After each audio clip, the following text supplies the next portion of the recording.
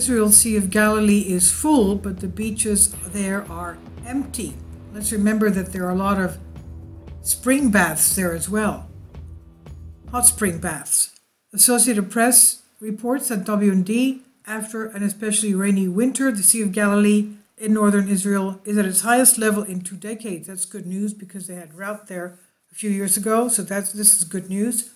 But the beaches and major Christian sites along its banks are empty.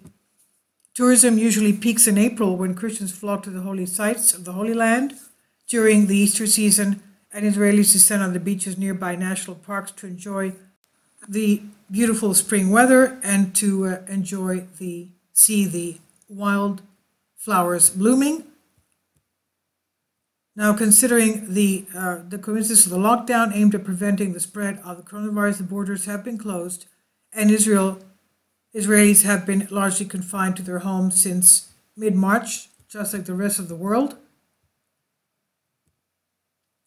While authorities recently began loosening the restrictions, they imposed a full lockdown over Independence Day last week, barring anyone from traveling more than 300 feet from their home, except in case of emergency, like pharmacy or buying food, for example. And that left the shores of the Sea of Galilee, locally known as Lake Kinneret, empty. Chairs and umbrellas stacked up on beaches.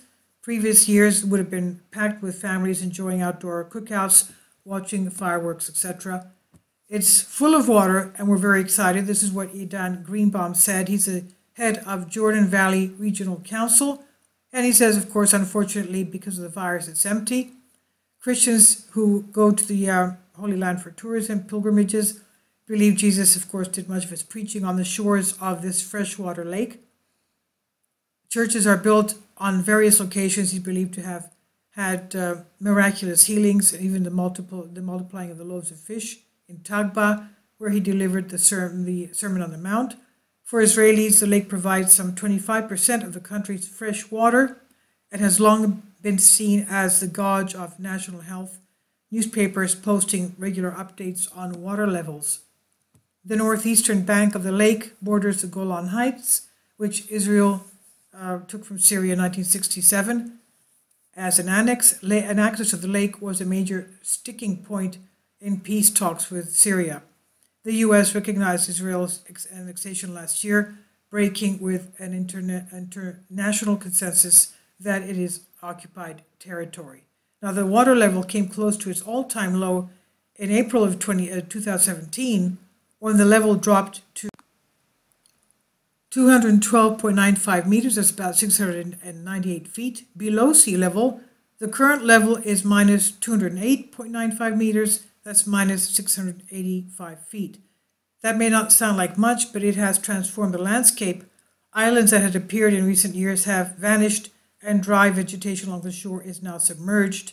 Haim Statiahu, general manager at Ein Gev Tourism, laments that there are no visitors to see this, but he's optimistic about the future, saying that tour groups are already making bookings for autumn and winter. He says we'll see light at the end of the tunnel, it won't be long, and we'll see the pilgrims return.